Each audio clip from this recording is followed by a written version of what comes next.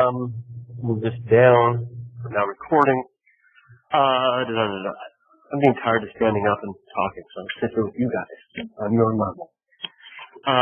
We had spent a lot of the last class talking about the Grand Odalisque and the interpretation of it by Carol Ockman and its relationship to its patron. One of the things that we didn't get into a whole lot was this whole issue of this imaginary Orient, that what Ang is doing is he's imagining her as a harem girl.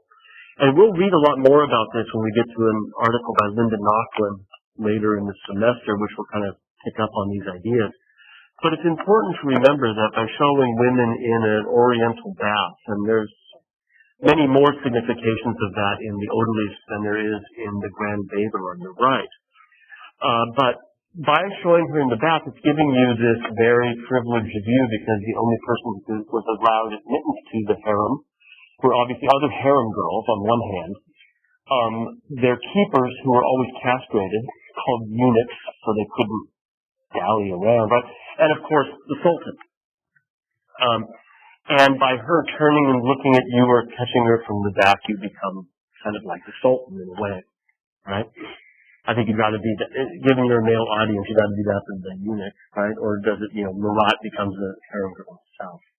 But by choosing these scenes, they're not sort of just everyday scenes of Muslim life. They come very charged with overtones, because it's not just any given scene. It's a scene that to a Western audience, which is who are the consumers of this, right? I mean, Western, I mean European, right? To a European audience, it means that it's an image of wanton sexual activity, that it represents Muslims as being polygamous, as being sexually overactive, right? And one of the things that we see, especially with French art in the 19th century, really kind of beginning around the time of Napoleon because he conquered Egypt, right? But through the course of the 19th century, because France was colonizing much of North Africa at the time, in fact, they colonized Algeria, all the way till the early 1960s. When they finally, 65 or so, 64 is when they finally left. In that amount of time, right? My lifetime is when they finally stopped colonizing Algeria. But they're still active in doing so, and this is why really they have an ongoing immigration problem. And, the same sort of problem that we have between whites and blacks here, they have between, and they have horrible names. They call the Algerian immigrants, they call them pieds noirs, black feet. It's a horrible thing. They have just as bad a racial attitude as we do to this day. But these, in many ways, can be interpreted as showing us an aspect of North African Arab life that is meant to demean them in the eyes of the West, to show them as being not as cultivated, not as cultured, not as enlightened as Western Europeans are. And that's important to keep in the back of our mind, that it's not just any scene that we see when we look at these, right? I had mentioned already that the Grand Bather was rather poorly received when it was hung. Not the Grand Odalisque, that is. When it was hung. Remember, he got it back in 1815 with the fall of Napoleon. He was able to get this painting back. And he sent it to the Salon of 1819, and it was really badly received because it was a nude without some sort of mythological or biblical context. In other words, it's a nude image that is simply a nude woman to be looked at and not placed in some sort of narrative that might make it okay. And there's plenty of religious narratives that one could choose that have a long history in art. And there are also mythological narratives that one could choose that would also make it safe. But he didn't do that, right? So it's not the goddess Diana caught at the bath. It's not Susanna seen by the elders from the Old Testament, right? It's not Venus. It's just a contemporary woman, in this case, a Islamic woman, Muslim woman. And that made the critics rather upset. is that lack of distancing or proper contextualization, right? And I think maybe people didn't really like being asked to take the role of a sultan in a way, or a eunuch for that matter, right? They didn't like the idea of that. But the bottom line is that these works that Ang made while he was on his tenure in Rome ended up setting the stage for most of the rest of his career. Some kind of works that he would continue to do, because as the quote I've mentioned 2 or 3 times, right, he saw himself not as an innovator, but as the curator, the conservator of good taste. And so these he saw as being perfectly neoclassical figures, and they set the stage for what he would do later. I wanted to show you the one on the right because it's in the Phillips, and I think we looked at it very briefly on Tuesday. But you'll notice that here he does give it some more context. It's not just a woman in the bath, but many women bathing. And we have an older woman bathing a younger woman there. 2 are lounging by the side of the river on their discarded clothes. Another one's sleeping over here. And there's enough there that one could imagine that it has some narrative context, that maybe it is Diana at the bath. Maybe it is Susanna and the elders, although the elders not being shown. But he certainly has added some context to it. On the left, you can see he continues to return to these images of these odalisques, these harem girls. And I think that whatever the critics might have said, right, they're popular. There's an audience for these things because really it's kind of like 19th century soft porn in its way, you know, because they're meant to be erotic, right? And it's one of the things that Ockham talks about, that even the style, that soft style that removes the bones from the flesh and has this languorousness to it, is part of what adds up to make it an overtly erotic work, and intended to be so. Right? You'll notice that she still has the same pose from the beta that the lost one that we looked at, right? We saw his drawing for it, where her arm is over the head, and Ockham repeated that shows that she's kind of based on Greek statues of Ariadne sleeping on the island of wine with Dionysus.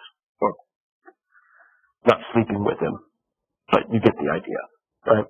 And so it certainly is based on that, but again, in this case, her body is turned to you, you know? By making the body rise up on its side and literally turning toward you, she is displaying herself for you. Maybe she doesn't intend to, but Ang does, you know?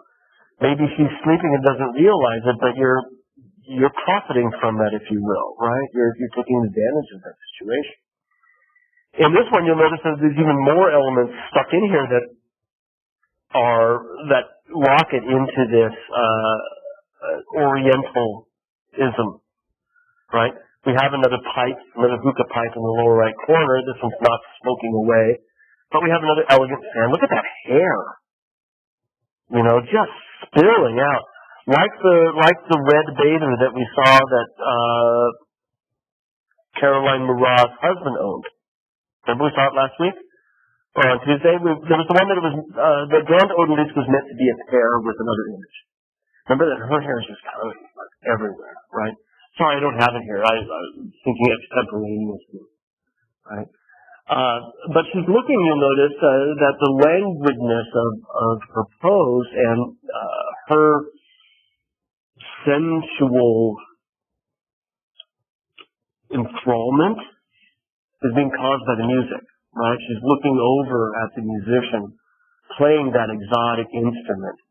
And that's what's getting her kind of hot and bothered, if you will, right? Making her roll around on all of those silks and soft pillows. And it really is about touch, isn't it? In many ways, like one of the themes that he's evoking is sound and touch and smell, right? Here, there's no way you're the eunuch because the eunuch's back there, right? There's the slave, the fellow in green, is our male attendant, our castrato attendant. He's not a castrato because he didn't sing, right? Castrati are Italian men who had their testicles cut off at youth so that they, oh, this is what they do. And they failed, but he's just a eunuch. And I think I've got some details to show you here. But there's a little bit of the detail of the background. Again, this is another of the Walter's Museum works, and you can see this exotic environment that Aang is creating here, probably more so than before, because by this point, France has a lot more contact with the Middle East. But you can see the sort of mosque-like niche at the back of the bath that's been covered in gold tile. This beautiful reflecting pond, something going on in the background, people hanging out, I think, as much as anything. And our eunuch with that rather stern look on his face. You can maybe barely make his eyes out there. But you can see his jaw is very firmly set. He's guarding her, right? Anybody that might come in from the garden, but of course, you're already inside, right? You, the viewer, are already inside. And they're talking about the exoticism of it. You'll notice that the pattern in the carpet is really beautiful. It's just trying to imagine what the carpet's like, right? Not a deep pile, but there's a pile to the carpet and parts of it are shinier than that with a silk thread. But the same pattern of those flowers seems to repeat a little bit, at least, in the orange dress of the musician. And again, you can see the amount of room he's given over the hair, the beautiful color combination of that robe with the ermine hem, the fur hem around the outside. Again, everything is about senses of touch and luxury, right? I had one more detail, I think. Right? There's our hookah pipe. Rendered it, and again, remember we saw this from the earliest works by him, that he was into Jan van Eyck, that kind of razor-sharp realism of Northern Renaissance art. He'd done Napoleon looking just like Van Eyck's God from the Ghent altarpiece, and he's bringing that same interest and sort of pinpoint realism to these works as well. So the nice reflections on the pipe, the feathers in the fan, the way in which that silk or silk blouse catches and refracts light, is emulating Van Eyck. He's nowhere near as good as Van Eyck is, but who is? You know. And then finally, to ramp up the exoticism a bit more, notice the beautiful inlay on that sitar. This is a sitar, I think, that has a slightly longer neck. At least they did when George Harrison played one, right? But you'll notice that I didn't notice at first. It's a female musician, and we've got a little wardrobe malfunction as well, right? You can actually see her nipple. So, and it's not meant to be, I think, a lesbian scene in any way. I think instead that is just one more way with the lurid color of that column directly behind her head. What Aang is doing is simply pulling out all of the stops to say this is really about sort of over-the-top sensory appeal, okay? And linking that very, very directly to the eroticism of the panel, right? Sensory and sensual becoming really one and the same thing.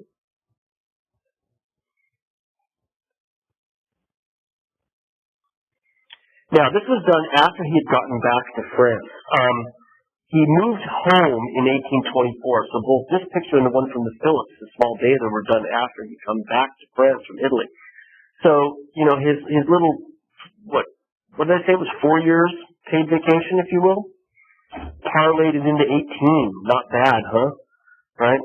Rewards of empire. He comes back home, and he finally does, in 1824. Remember from our little history lesson that after Napoleon was overthrown 1814, 1815, France returned to a restoration monarchy. The monarchy was restored to the throne. The same family that had been beheaded during the Terror, right? A cousin. And his cousin is Louis XVIII because Louis XVI was Marie Antoinette's husband. He was killed. His son was killed, along with Marie Antoinette, so no more line that direction, so we go to a cousin, because it has to stay in the family, right?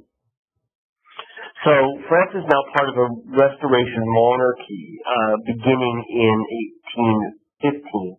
And when Anne comes home, he's coming back to royal, regal France, right, under the monarchy. This is important because with the return of the monarchy, we end up with the return to Catholicism as well.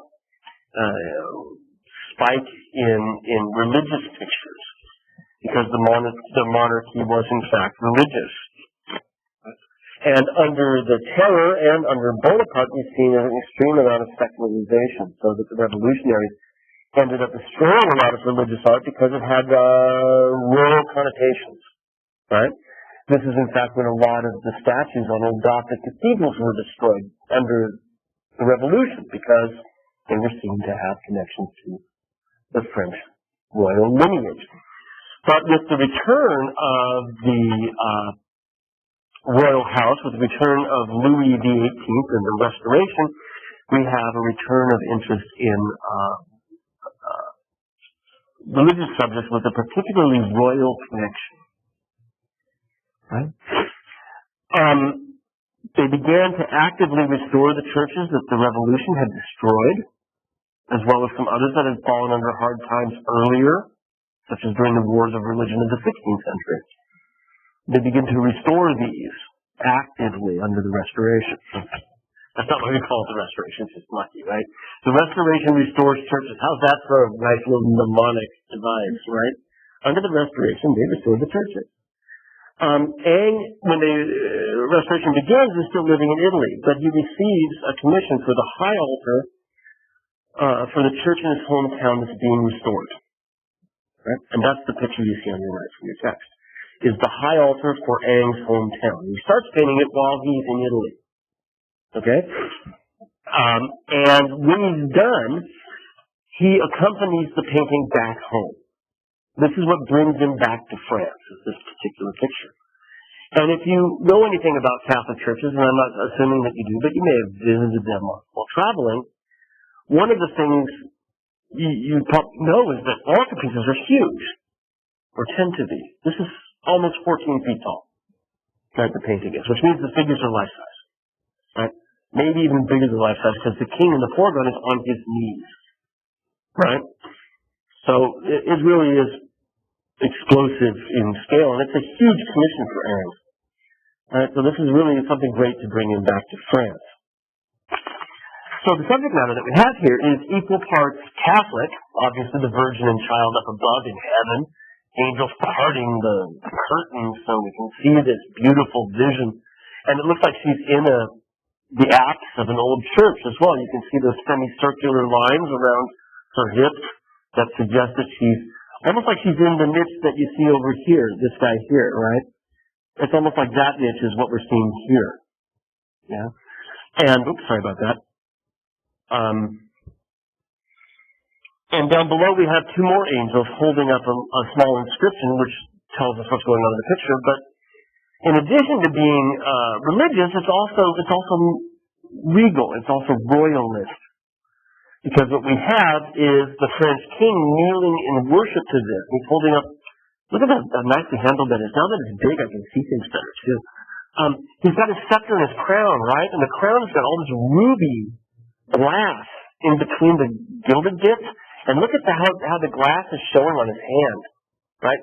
The light from heaven is refracting through that crown and is shining on his hand like a red light. Really beautiful. And again, that's that, I think, he spent so much time studying Van Eyck that sense of how light works in the painting is something that Van Eyck was better at than anybody. And Ang has been channeling this. So what's going on in this picture? It shows a scene from 1636, the 17th century, right? So the scene that we're looking at is roughly 200 years old when this is painted. It's a legend in French history, where the king of France in the 17th century, Louis XIII, right, the father of Louis XIV, Louis XIII had a vision of the Virgin being ushered into heaven just after her death, the Assumption of the Virgin. We call it the Assumption of the Virgin because, according to Catholic theology, she didn't actually die. Her body, her soul was assumed out of her body just before she died. So her physical body, her soul never died. Right? And that's what we're seeing is the moment when she's being ushered into heaven at the end of her life. You notice that she looks just as young as the day she gave birth, and she's got baby Jesus with her as well. But those sort of anachronisms are typical when you're having a vision, right? You've had dreams. You know they don't make any sense, right? Well, visions don't have to have logic either. Right? So, Louis XIII had this vision in 1636, the Virgin being assumed into heaven, and on having this vision, he vows that all of France will be placed under the protection of the Virgin Mary. She will become the great protector of all France, 1636. Right? So this is the moment when that happens. And that accounts for his gestures. He's offering up the symbols of regency, the symbols of kingship, to the Virgin Mary, saying these are basically yours now. You are in charge of me. You are in charge of this country. Right? So it's a rather important thing for the history of France, but only if you're interested in Catholicism at all, or kingship for that matter. Which means that under Napoleon and under the revolutionaries, under Robespierre, this would not have been something that anybody gave a rip about, right? What happened is that after Louis had this vision in 1636, he proclaimed that the Feast of the Annunciation, which is August the 14th on the annual calendar, the Catholic Feast of the Annunciation will become a French national holiday because of his vision. Right? And that was canceled after the Revolution because it was seen as having too many royal connotations. Right? But it was reestablished by Louis XVIII. Right? So this is to commemorate not only the original vision that put France under the Virgin's protection, but also the re-establishment of that holiday during the Restoration monarchy. So you can see how this picture has a lot to do with what's actually going on in France right around 1620, or 1820. Right? By the way, to this day, August 14th is one of the biggest holidays on the French calendar. I got stuck on the highway between Paris and Lyon on August the 14th because I wasn't thinking, right? And I sat on that highway for 12 freaking hours. It was going nowhere. You think the Beltway is bad. Everybody's going to the south of France because it's the big end of the summer holiday. It's their Labor Day in May, right? End of the summer holiday. I'm in the car with my wife, and it is hotter than heck. It's a cheap rental. It's got no air conditioning. And we're just sitting there. And as far as you can see, there are cars headed toward Cannes, right? And Nice. And that's where we're trying to go. So we got off on a side route, right? Same thing on all the side routes as well. Because, like, we're crying. It's like, we can't get there from here. And so anyway, never travel in France on the 14th of August. You want practical things you learn in art history, right? Never travel to France or in France. Stay home. You know, everything will be closed anyway, right? Because the whole country takes a vacation. But just stay home. It's a good day to, get a wine on the 13th. Get a bottle of wine and get some cheese and put it in the fridge, and then on the 14th, then you uncork it. And just stay home. Yeah. So, what's in that, by the way?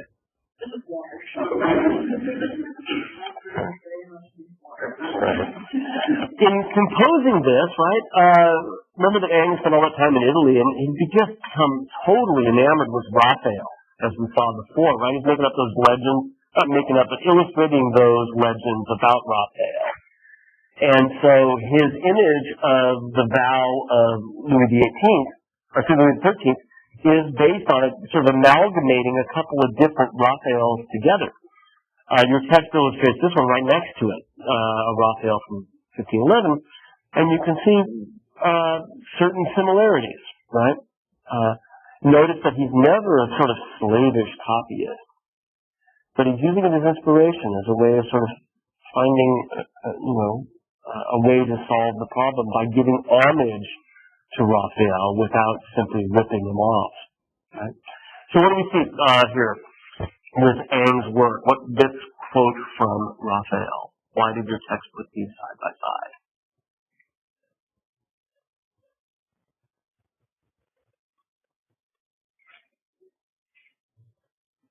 Yes? Help me. Talk. Unless you just want me to blab for an hour and 15 minutes. You know how dull that can be. Indeed. That's kind of the one you almost miss at first because of the placement of the Virgin up high, right? But yeah, you've got the inscription on a tablet that's being held up by a cherub, by a little angel. And you'll notice that the pose in the one on the right in Eng's work, it's almost like a mirror image of this one, isn't it? On the left, right? Yeah. And yeah. In a way, they're both surrounded by angels. Yeah. Well, the one on the left is all saints, right? They've gotten rid of all of those, and it's kind of a fascinating thing because, and in ways, this is the modernization of it, because the person in red in the Raphael is the patron of the work, right? He's the guy that's having the vision. But you'll notice that in order to have the vision, he is being accompanied by three other saints. So we've got, in the foreground is St. Francis, behind him is John the Baptist, and behind the donor, I don't know who he is. Oh wait, Lion, St. Jerome, right behind him, which is odd because he should be wearing red, but our donor is wearing red. So he's being presented to the vision. He's got someone to usher him in. But Louis, all powerful, right? He doesn't need somebody to usher him in. So there's a bit of a change that way, right? But instead, what he has is the angels are presenting it to him as opposed to saints.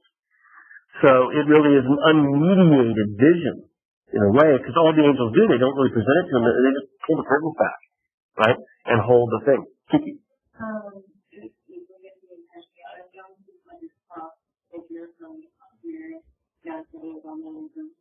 Yeah. It certainly is. Both of them play with this term that we use in composition called bilateral symmetry. You guys know that from your painting classes? Where it's nearly symmetrical but thrown off by a little bit, but the overall impression is symmetry, but it's not symmetry, right? And so, yeah, you get this sort of up and down the middle here, right, this way, and over here the same thing, right? And then, oops, sorry about that. And then also, well, here, let's just draw on it instead, right? And then you get these, so each of them have this going on, right, in them. So that's definitely part of it. Let's go back there, see if I can undo that now. Click here to undo my, okay, fine. Right. The other thing is, I think with this, is to look at how also you get this circular element up here. Sorry. This is the problem with using this. I thought it would be cool, and I'm getting more and more frustrated by it. Right? See? What's going on? But you get that same circular element at the top and the sort of balance down below, right? So all the figures down below are rectilinear, whereas at the top we end up with this sort of circular motif. Danielle? Even though the writing is more like gilded, like this is still like on a cloud. Yeah. And it also makes up the bottom part of that circle, right? You'll notice that it doesn't have the arched top, I don't think. No, it doesn't have the arched top that the Raphael does. But the part of the curtains and the cloud does in fact make her sort of elevated. This has come up a couple of times. So like I said, he's sort of channeling different Raphaels. So this is earlier in your text. The famous Sistine Madonna. You've probably seen those angels on coffee cups a million times, right?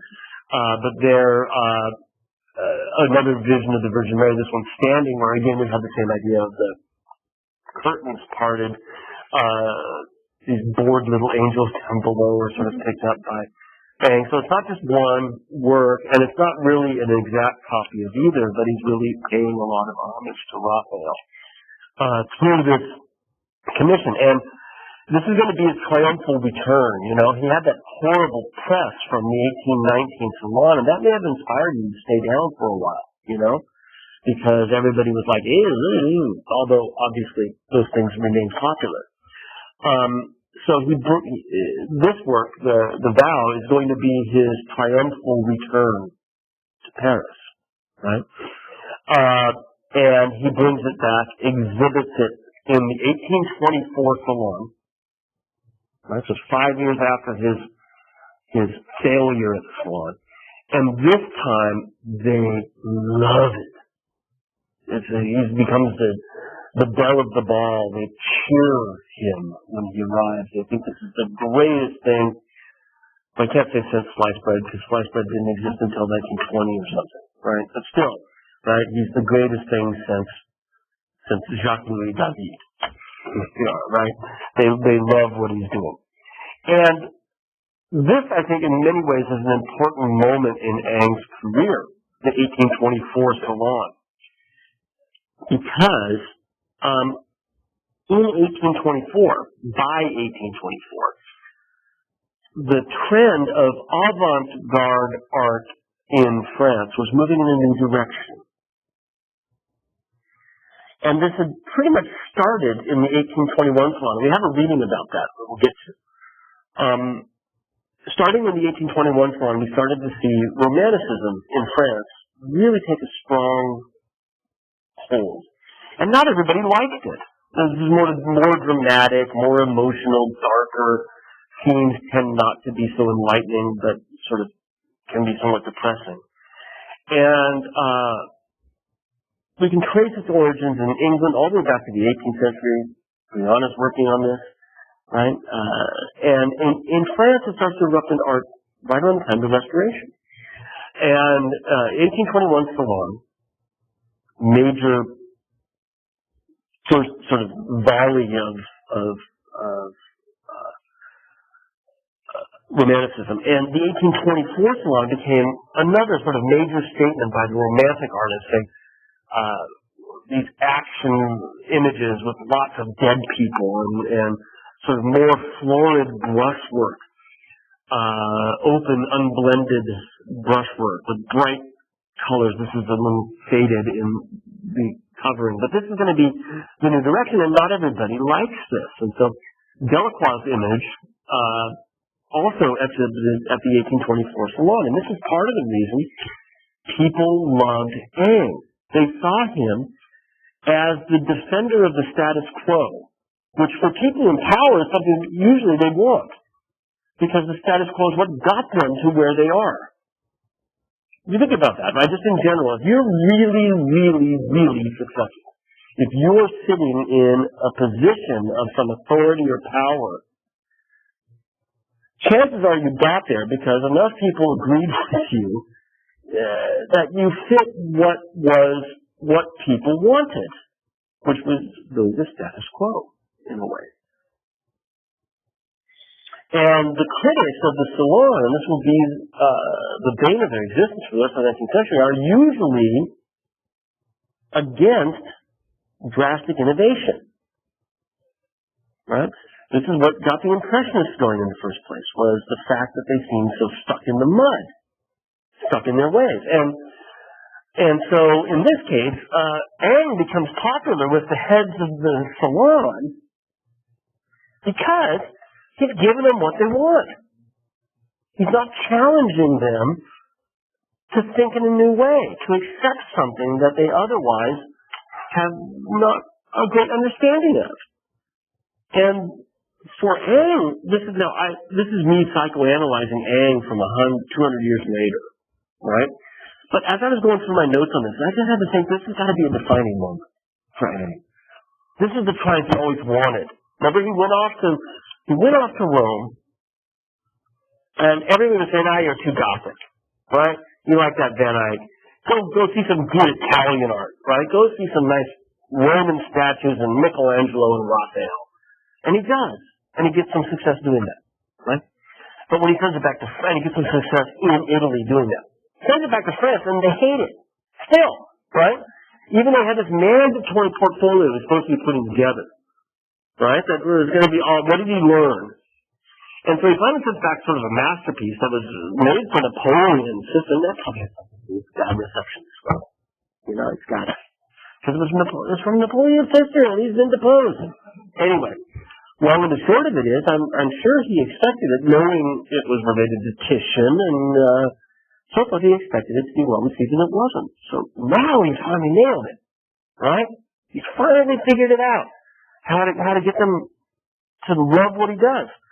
And I think that's got to be why he keeps doing it up until he dies in 1867, 45 years later almost, right? I forget his birthday, but he won the Prix de Rome. He'd be about 20 years old when he went off, 25 when he went off to Rome in 1806. So that makes him born around 80, right? 1780. So this puts him at about 40, 45, which is not too old to be impressionable, I should say. Didn't Bill Clinton have a youthful... No, remember when Bill... You probably don't remember. When Bill Clinton was being impeached for president, right, because of the Lewinsky scandal, one of the people that was charging him had also had an extramarital affair. And when confronted about it, I won't even name his name, he said it was a youthful indiscretion. But he was like 47 years old when it happened.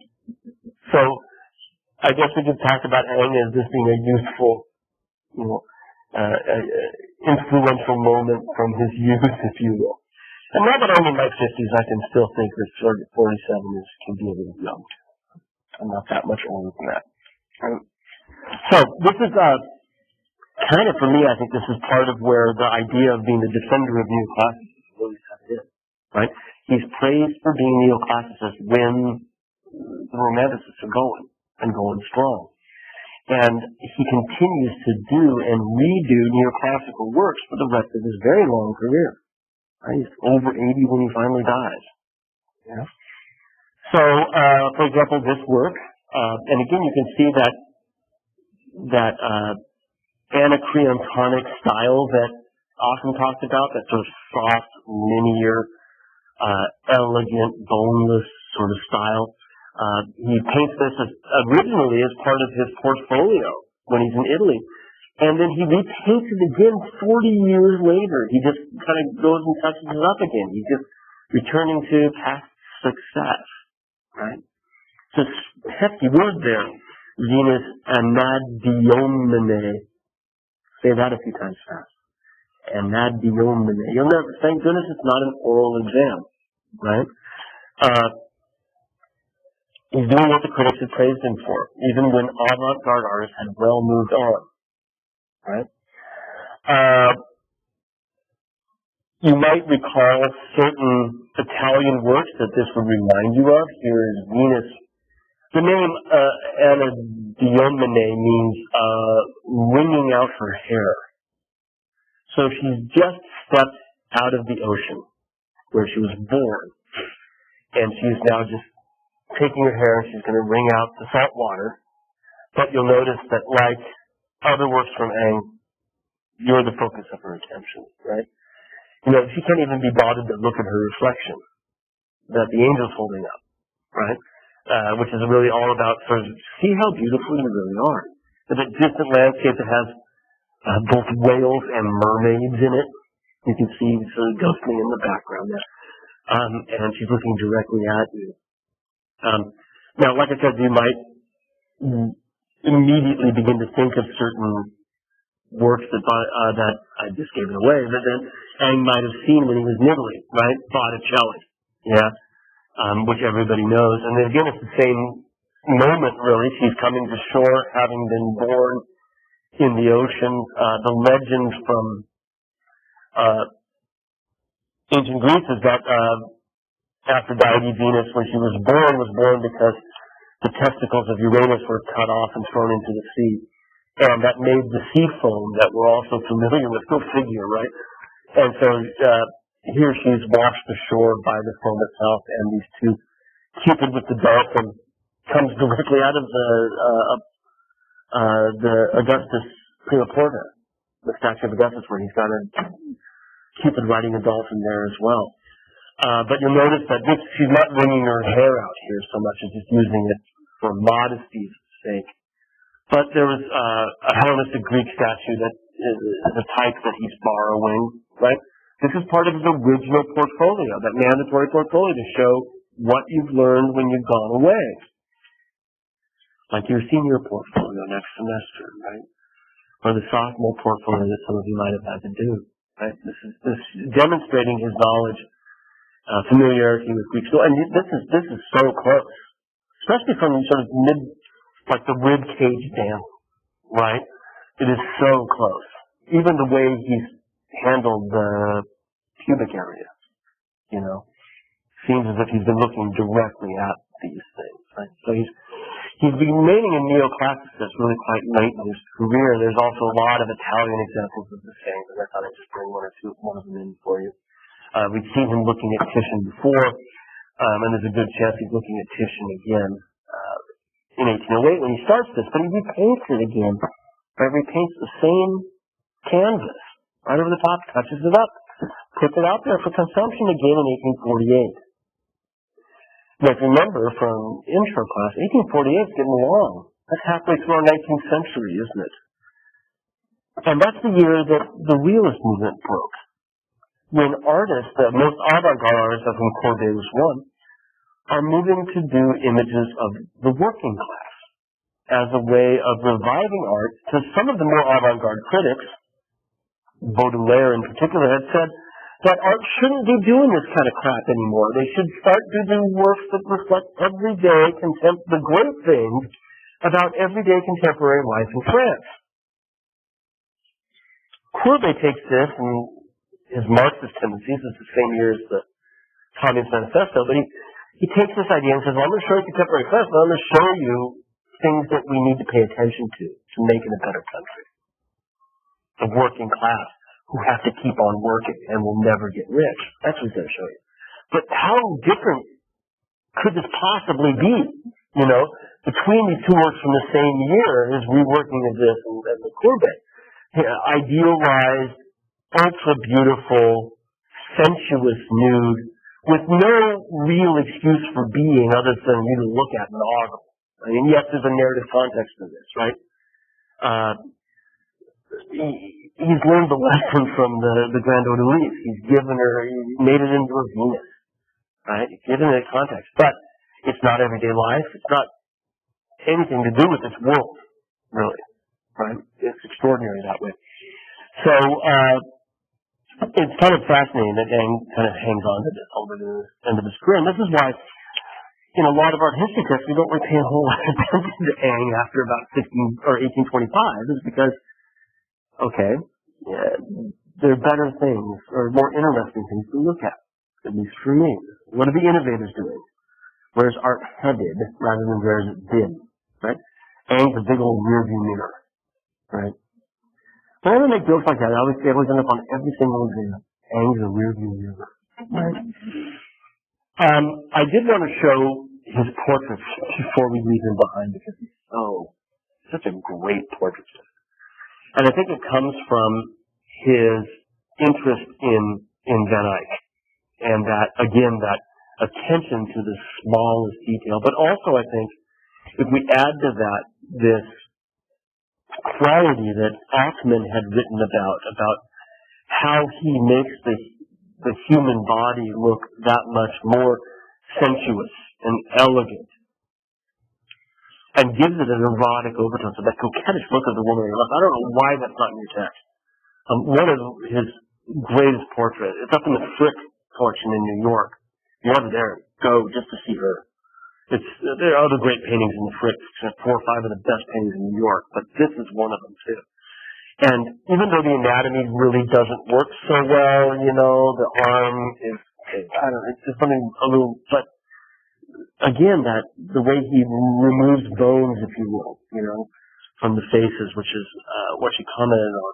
The fact that the neck is a bit too long off the shoulders in our picture, but then in the back doesn't quite bend the same way in the reflection. And the reflection is just wrong for where she's standing. It's just wrong.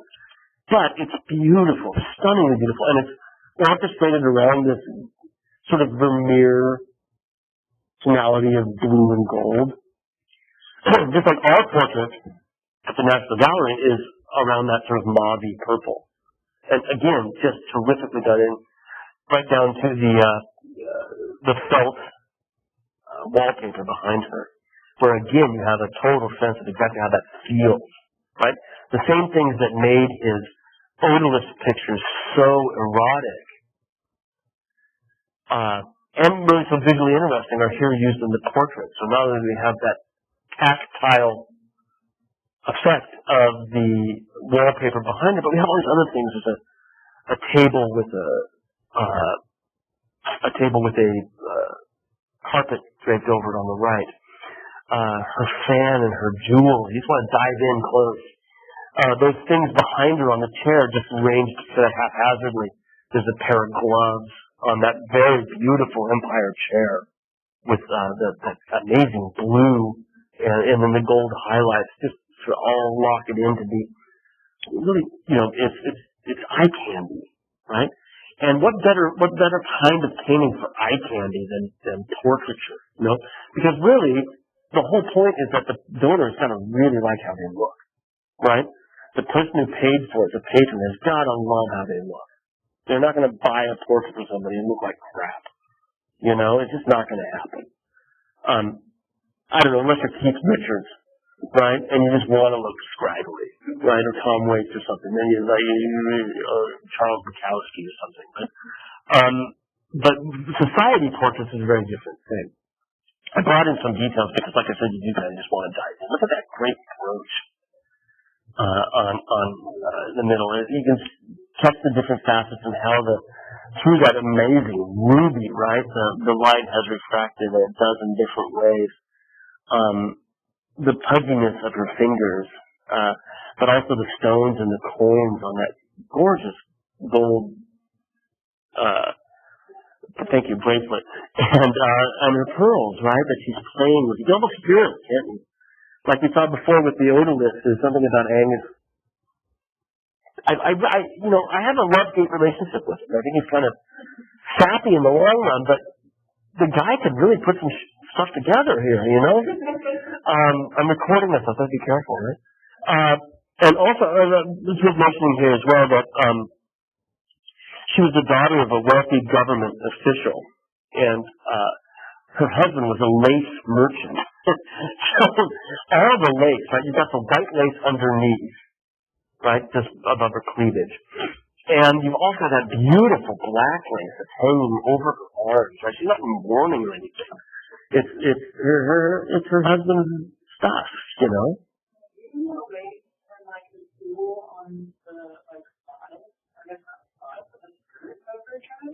Yeah, down on the off the hips, yeah. Go see it in person. It's really is a knockout. I think, portraits can be kind of boring to research, but I think a good portrait is a great thing. When done well, it's just as interesting as anything else. And I look at that.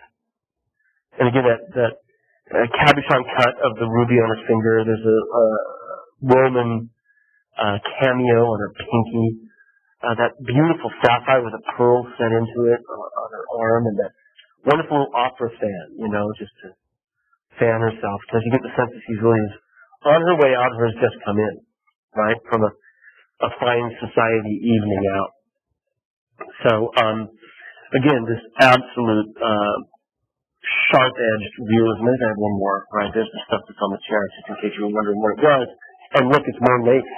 Surprise, surprise. And again, her gloves. And that beautiful piece of chair that you see, which is probably something that she owns, right? So I didn't take these, by the way. We can thank the National Gallery with its high-resolution downloadable scans for getting us these things. Lots of airing portraits that one could look at. There's another one we'll bring up later because the subject matter of the sitter is important for something we talked about later. Casey? That's a really good question, and I don't know the answer to it. Because we'd have to rephrase the question. Was it common in mid-19th century France for women to wear all black? Because I know that there are other cultures in Europe where it was common. There were actually, like in Holland, right? And in fact, in the 17th century in Genoa, there was a law that said you couldn't wear fancy clothing. It was trying to be egalitarian. So I don't know if it was regular or not. He's good with it though, isn't he? I mean, black's not, we talked about this when we were at the Kaibot show, right? Black ain't easy. And he's good at it. I want to go back and look at this now, having gone to the Kaibot show, to see how black the black is, right? But it does make me think that in addition to, here, let me get this. Yeah, it does. So I was going to say that interest in black that you're mentioning here is also, I think, something that makes me think that he's looking at someone else as well as Van Eyck.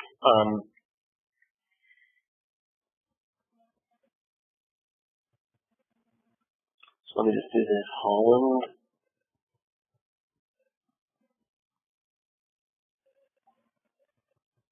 This one was done at the National Gallery. I was going to show you. Do I have a detail of her? No, I've got her. Somewhere. But he was terrific with black. Where's my great old woman? Elderly woman. Not old.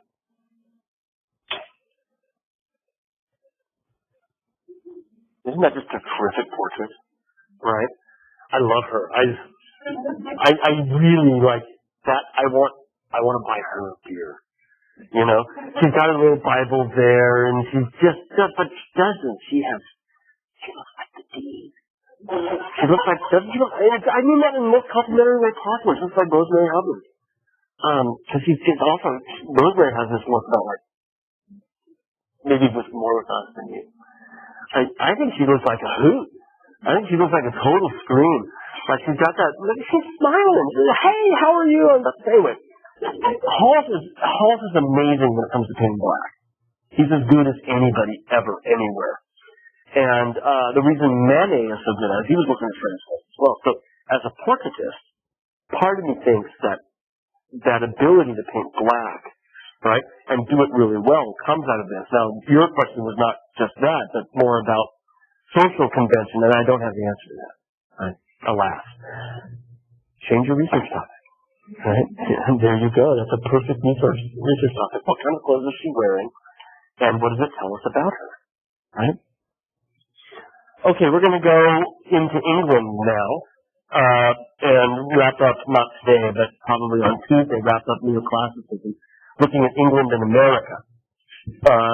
So some of this stuff is actually not in your text. Some of the artists that we're going to talk about are not in your text. But since we're here in America, since it's the 19th century, and since American art is a prominent tradition in that, we'll start. And as we push our clock back to where we started, right, middle of the 18th century or late part of the 18th century, remember that we're talking about a period before the American Revolution as well.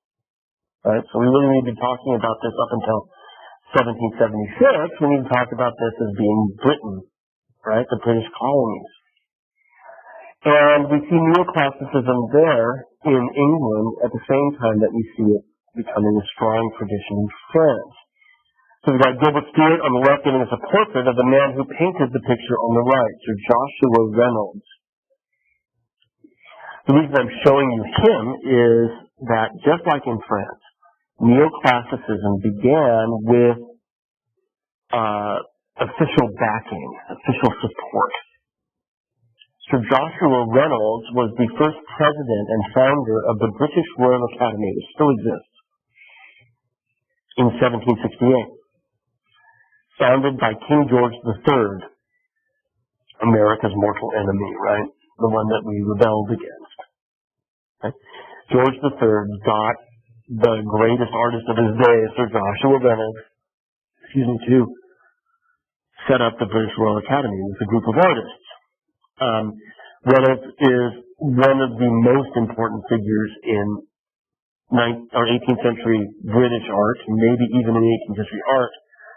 He was a theorist, a historian.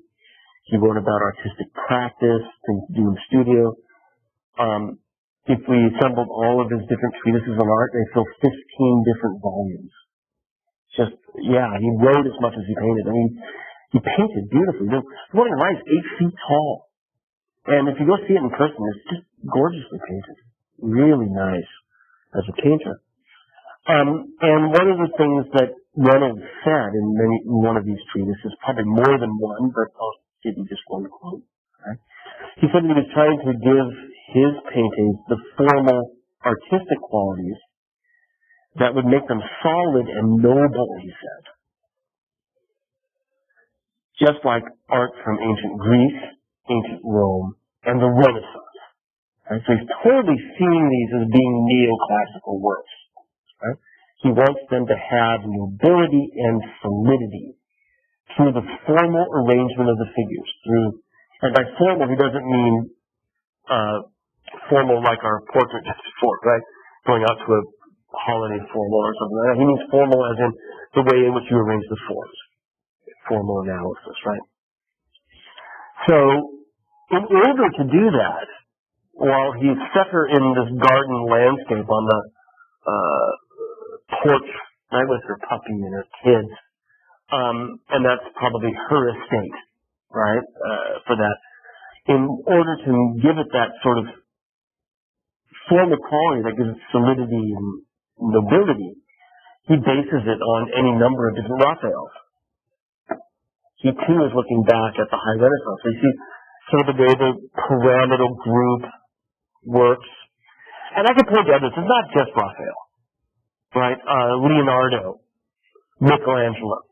I could point to any number of Italian Renaissance artists that Reynolds is very much interested in. So you see he's got the two kids in front of her forming this massive pyramid that solidifies the composition, right? Raphael's even better because the corners of that triangle, which looks to be a pretty good isosceles triangle of the composition, right? They come right to the edge of the panel.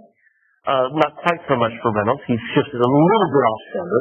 But you can see that the structuring of them, the grouping of them into a pyramid, basically, is a way that gives it stability. And from that stability comes a sense of hauteur, right? Comes a sense of nobility. Yeah. So this is what he's trying to do. So in England we have very much the same thing we have in France. So return to art of the past, and in particular the Renaissance, as a way of, but also Greece and Rome, to give us this new neoclassical period. Now the group was fairly large, the British Royal Academy. You might remember this from intro class because we talked about it there, but it's also down in Richmond. This is our first picture from Richmond. It might be our first picture from Richmond, right? I'm going to try and get us a field trip down to Richmond sometime this year, but this is very badly hung down there. You see it better here in this class. It's like in one of those old-style galleries that has two stories of pictures in one hall, and it's up above a doorway and looking. Yeah, it's just you can't see it. Crap. But you can see it here fairly nicely. Very much like a David work. In fact, you might almost mistake it for Jacques-Louis David, you know, with that classical setting. The very Greek-looking figures with their flat noses look like Greek sculptures themselves. Even the hairdo seems to come from a good study of ancient sculpture. Angelica Kauffman was one of the founding members of the British Royal Academy. She's one of the group that Reynolds brought together, but she was Swiss. You can probably tell it's a Germanic last name, Kauffman, right? Liana, your Fuseli is also part of the academy, right? And he's from around the same time. And he's also a Swiss expat, right? A lot of connections between Britain and Switzerland. That's where Mary Shelley was in Switzerland when she wrote Frankenstein in 18, right? So a lot of connections with Byron hung out there all the time. Yeah. She's also our first woman artist. There are others around this time. One of the groups from David, who I didn't go into, there were women artists in France as well. Not as many as the men, and it is in fact still very difficult for women to succeed in art until really the Impressionist era. We just don't see that many, and when we do, it's partly because most of the doors were closed to them. Right? But she represents to us another of these neoclassicists, a nice local work, and our first woman artist. It's an ancient scene, and just like the French, It's intended to be an exemplum virtutis, right? Moral lesson, based on Enlightenment philosophy. Even though the philosophes were French, their impact was wide. It didn't stop at French borders. And the ideas that were coming out of them were ideas that were picked up everywhere in Europe. Okay. So, this one, does anybody remember the story from intro? Well, it's been a while for most of you. Brianna? Cornelius neighbor Jules and Jules at one of the churches Exactly. Where are your jewels? Look at my jewels. It sounds like a sitcom. A snarky neighbor comes over. Look what my husband got me. How beautiful my jewels are. Where are yours? And she goes, my children are my jewels. Right? These are the finest jewels I have. I think that there's a bit of a humor in this, and I don't think the kids are all that much jewel-like. The oldest one that seems to be teaching the younger ones, maybe, right? The one in yellow.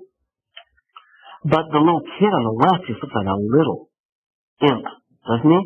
He is just up to no good. Although it's hard to say. And certainly the daughter, who she's holding by the hand, seems just as interested in the neighbor's jewels as anything else in the composition. So she may believe in them, and she maybe eventually will mother them and nurture them into something, but at this point I don't think they're quite there yet. And maybe that's part of the lesson in a way. Because, the kids still are the jewels, right? No matter what they do, they're still her jewels. And her good nurturing, her good raising of her children directly, right? Her direct schooling of them, and teaching them how to teach their brothers and sisters. This is what's going to make them into great people. They weren't born that way, right? So it almost becomes a better lesson by the kids being little stinkers, is that we then imagine the effects of Cornelia. Right? Her husband's name was Gracchus, so Gracchi is the plural of that, right? Mother of the Gracchus children. Yeah. So this is definitely a moral lesson about the virtues of motherhood, right? And also the virtues of direct contact between parents and children, because for most of the 18th century, wealthier families would send your children off to boarding school, and even prior to that, they'd be brought up by wet nurses. So what this picture is saying is that, hey, direct parenting, direct parental involvement is really important. And that's exactly what some of the philosophes were saying as well. In fact, Rousseau was a great advocate for banning wet nurses in boarding schools and having children be brought up with more contact with their family, because that family unit, it's almost like a political platform stump speech. The traditional family unit is an important element of any child's upbringing, right? And so this fits into that idea at the time. The British Royal Academy is very well represented around town. The SMITH-SAM is the Smithsonian American Art Museum, right? That's my moniker for that, so you get to know. Maybe I should put up a thing up online so you know which one's which, right? VMFA, Virginia Museum of Fine Arts in Richmond. SAAM, Smithsonian American Art Museum. You'll see it so many times you get sick of it, right? Benjamin West was another founding member of the British Royal Academy, but he was born here, in the colonies. Not here, right? But in Philadelphia. His family had settled in Philadelphia already in 1699. Okay. And that's where he grew up, Benjamin West. But this being the neoclassical period, right, he travels to Italy in 1760. Like everybody, right? Like Anne, like David. He travels to Italy because he's going to go see good classical art, right? Greco-Roman, Italian land. He's going to go check these things out. And from there, in 1860, after spending 2 or 3 years in Italy, he ends up going to London because after all, he's coming from the colonies, right? But he stays behind in London and spends the rest of his career there. So he's born in America and takes this on having moved to England, right? Which is really back home in a way, right? Traditionally, although his family is, I believe, still in Philadelphia, right? He began painting ancient history as early as the 1750s, which I think is even before any of the French had decided that this was a good idea, right? We start to see David doing it in the 70s, I think, right? Maybe late 60s. So West is kind of up front, ahead of the game. And I want to just plant that seed in your head, because one of the things we're going to see as we look at Americans writ large, right, in this case, from the colonies. One of the things we're going to look at with American art is how incredibly innovative they are. And I think there's something American about this. I can say that here, because we're all Americans. Part of being in America is the idea that the traditional rules don't really apply. You know? And that's kind of our foundation has been that we're here to make it, and that sort of sense of the freedom that we have to make your world, right? It's something that's part of the American psyche, I think. And I think it would be a very good thing. It would be a very horrible thing, right? That just leads us to isolationism, you know, that we don't have to worry about the rest of the world and things like that. We're here making it here in America, right? And also leads to a false sense of confidence and whatnot, right? I'm not a big jingoist, but I do think that growing up in the colonies, and what we'll see, especially in the early 19th century, you've got a lot of American artists that are doing things well before the Europeans caught on. And Benjamin West is getting into neoclassicism ahead of the game. We'll also see images of contemporary events well before anybody in Europe figured that out. And I'm talking about news events rather than like major political battles or something, because those sorts of paintings are kind of dark. But something that's sort of pulled from the headlines that doesn't involve royalty or an army sweeping in to destroy something. We see those first in American painters, way before anybody else. So it's really kind of a fascinating phenomenon. I don't think anybody's ever really written about it, so I could be totally wrong. But from when I've been looking at this stuff, I keep thinking, like, they didn't get to that till later. So I'll plant that seed in your head for that, right? West is doing neoclassicism in advance of the French, even, right? Even though we link it to the Enlightenment and French philosophy, right? He's really in there. So, Helen brought to Paris. Who knows the story of Helen in Paris? Does anybody know Paris the person, not Paris the city? Who is Helen? Sorry? Helen of Troy. Who is Helen of Troy? Yeah? Kiki?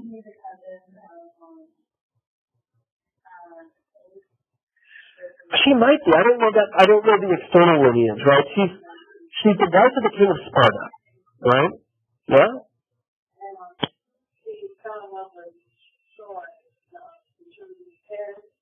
Right. She's the face that launched 1,000 ships. That's the famous saying about her, right? She's the face that launched 1,000 ships. So she's actually the daughter of the god Zeus, who appeared in the guise of a swan and basically raped her mother. You know, certainly raped something that word because she was into it, right? Had sex with her mom, Leda, Leda, by appearing to him in the guise, and this was typical. Zeus was a randy old fart, and he wanted to sleep with as many human women as he could, but none of them would do it because if you slept with a god, you'd die. You get consumed, you burn up, because of the fire of the gods, right? Would kill you. This is according to Greek legend. And so Zeus had to keep, and I think that was all put in their minds by Hera, Zeus's wife, who didn't want him doing this sort of stuff, right? So Zeus was forced to, if he wanted to have his way, he had to appear to them, but he didn't recognize him, right? And so he got around, boys and girls, by appearing to them in these guises that they'd let him do it, right? And don't ask me why, but apparently with Leda, by appearing to him in the guise of a swan, she let him Yeah, I know, go figure, right? I know, I don't think of that, but I think of the swan. Anyway, maybe it's the Freudian long neck thing, I don't know. My night class, my grad class in humanities, they're all over like trying to find sexual metaphors and everything. And so I taught that until 9 o'clock last night. I'm still on it. Right? So that's who Helen is. And because her father was a god, she was extraordinarily beautiful. And she had tons of suitors. Wanted to, romance her. One of which was Paris, right? Who came to seduce her.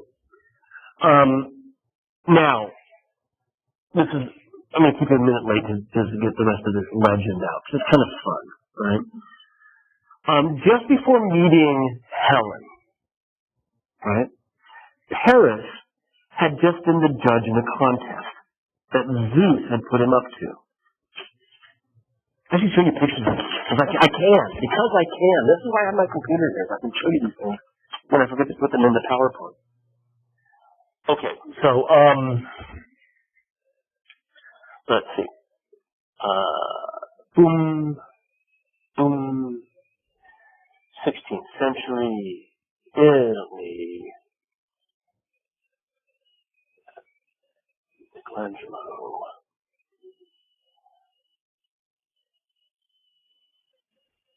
Boom, later in the swan, right? So maybe it is, like I said, maybe it is the neck, right? That's how we got, Helen. Now, back to the 16th century, Germany, Cranach, these wonderful images of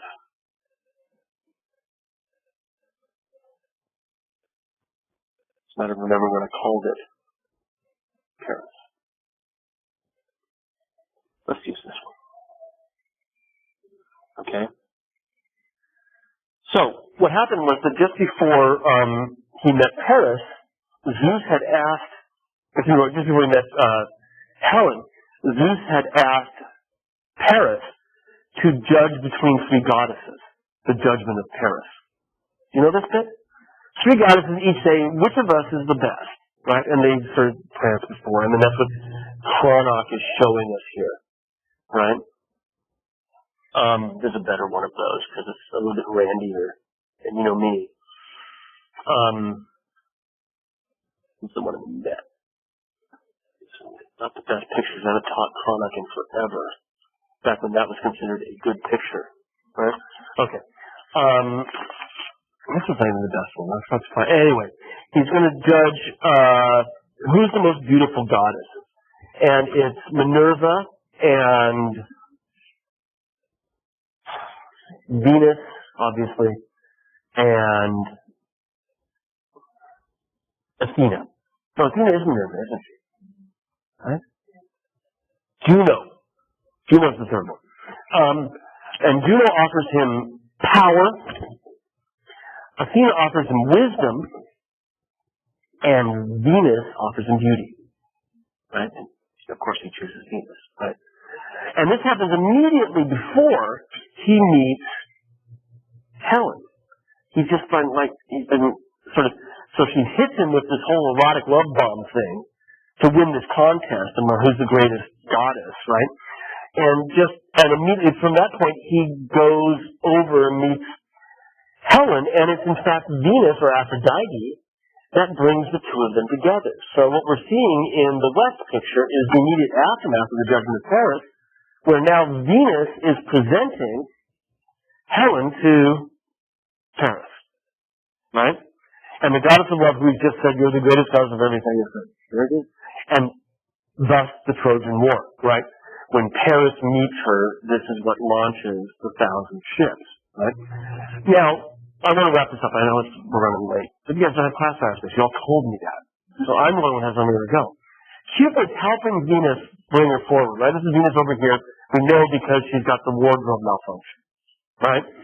And Cupid, her son, is helping her. And the point is taking her there, right? And here's Paris, can't wait. The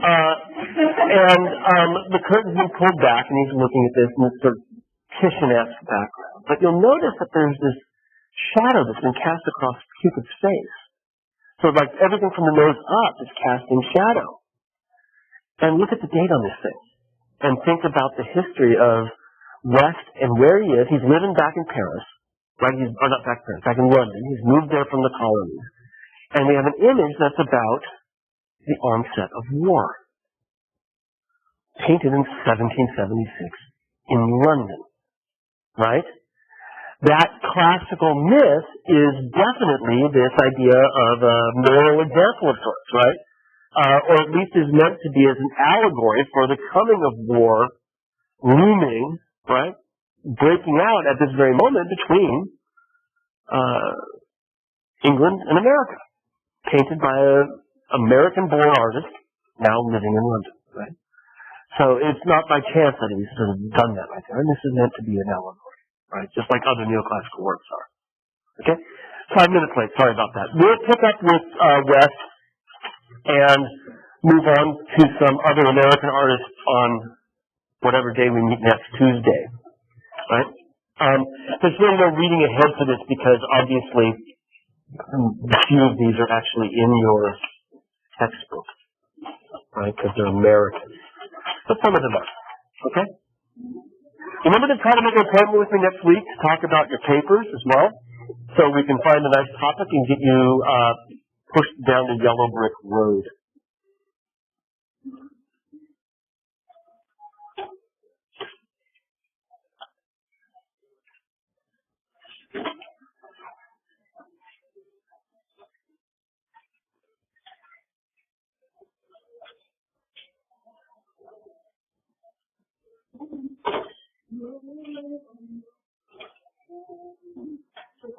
Yeah. Supposed to meet my wife. Hang on a second. Oh. Alright, I'm trying to turn it off and I hid it. Yeah, see, I hid it behind this. So I tried that, but it's happened to me the other day as well. I can't seem to find it. Let's see. I don't want to force click because it might not save. See, what I need to do is to hide the taskbar.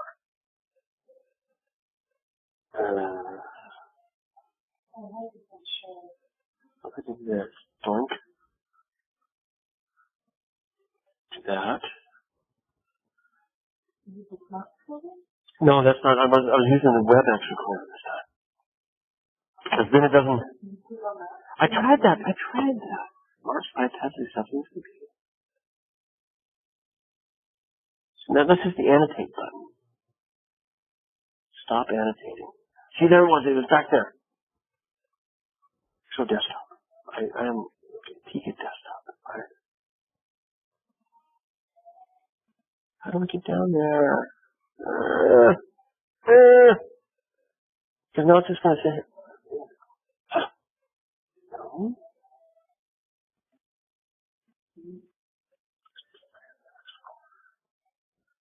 I know I don't want to launch it. Today's 9/18.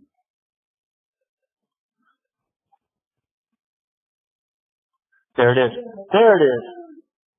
Okay, now I can go,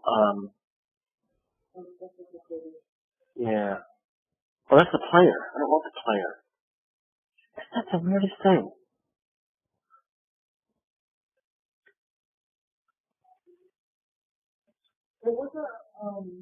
There was an icon, that guy right there. Okay, now you see if I right click or left click on it, I get the same thing. Yeah, it's not there. It's just right there. But for some reason it's hiding behind. I shrunk it down so we wouldn't see it. Good idea.